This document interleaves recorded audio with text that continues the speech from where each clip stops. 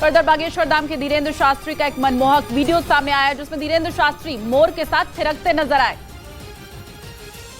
और धीरेन्द्र शास्त्री का ये वीडियो अब सोशल मीडिया पर जमकर वायरल हो रहा है। मोर के साथ उनकी ये दोस्ती लोगों को बेहद पसंद आ रही है, क्योंकि इस वायरल वीडियो में मोर भी उनके साथ कदम से कदम मिलाकर नाचता हुआ नजर आया। धीरेन्द्र शास्त्री मोर के आगे पीछे घूम घूम कर नाच रहे हैं, मोर भी उनके साथ झूम रहा है। अहमदाबाद का सुहाना मौसम देखकर मोर अपने पंखों को फैलाकर नाचता हुआ दिखा, जिसके साथ धीरेन्द्र शास्त्री को नाचता देख उनके भक्त अब उनकी जमकर प्रशंसा कर रहे हैं। और इधर उत्तर कोरिया में बैलिस्टिक मिसाइल की टेस्टिंग के दावे से दक्षिण कोरिया घबरा गया है। उसे इस बात का डर सताने लगा है कि किम जोंग उन की नई मिसाइल उनके देश के नामो निशान को मिटा न दे। और यही वजह है कि उत्तर कोरिया के मिसाइल परीक्षण की खबर लगते ही दक्षिण कोरिया में खतरे का सायरन बजने लगा। और दक्षिण कोरिया के शहरों में ये सायरन ऐसा गूंजा कि लोग खौफ से भर गए। हालांकि कुछ देर बाद दक्षिण कोरिया ने दावा किया कि किम जोंग उन की ये मिसाइल समंदर में जा गिरी, जिससे किसी को नुकसान नहीं हुआ। वहीं थोड़ी देर बाद जापान ने भी आरोप लगाया कि किम जोंग उन ने बैलिस्टिक मिसाइल का ही परीक्षण किया था, जिसे वो प्लानिंग के तहत सैटेलाइट लॉन्च का नाम देने की योजना बना रहे थे। हालांकि गनीमत रही कि इससे किसी को नुकसान नहीं हुआ, जिसके बाद जापान ने ओकिनावा द्वीप पर जारी किए गए खतरे के अलर्ट को रद्द कर दिया।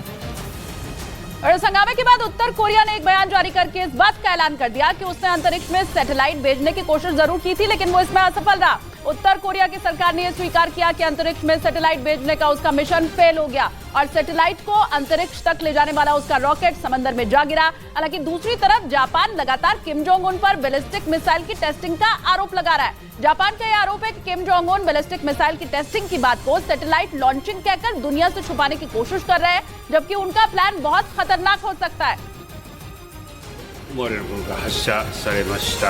現在のところ、被害状況等は यूक्रेन युद्ध शुरू होने के बाद से ये रूस पर अब तक का सबसे बड़ा हमला है। इससे पहले 3 मई को मॉस्को में राष्ट्रपति भवन पर 2 ड्रोन से हमला बोला गया था। उस वक्त भी रूस ने सीधे यूक्रेन पर ही हमले का आरोप लगाया था। हालांकि इस हमले को वक्त रहते नाकाम कर दिया गया था।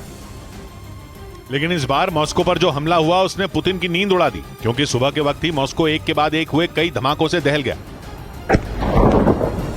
मॉस्को पर हुए ड्रोन अटैक के कई वीडियो भी सामने आए, जिनमें एक वीडियो में धमाकों की वजह से घबराए लोग सड़क पर खड़े दिखाई दिए, जबकि मॉस्को और उसके आसपास के इलाके में आसमान में कई ड्रोन उड़ते नजर आए। हालांकि उनमें कई ड्रोन को हवा में ही ढेर कर दिया गया।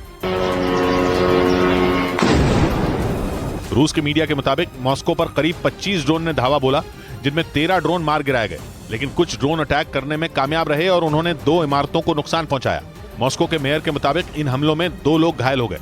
मॉस्को पर हुए इस हमले की खबर जैसे ही यूक्रेन पहुंची, वहां के मीडिया ने इसे रूस की ही सोची समझी साजिश बता दिया। यानी इस हमले के पीछे यूक्रेन का हाथ होने से साफ इनकार कर दिया गया। और वहां के मीडिया ने दावा किया कि मॉस्को पर ड्रोन हमले को रूस की खुफिया एजेंसी ने ही प्लान किया था।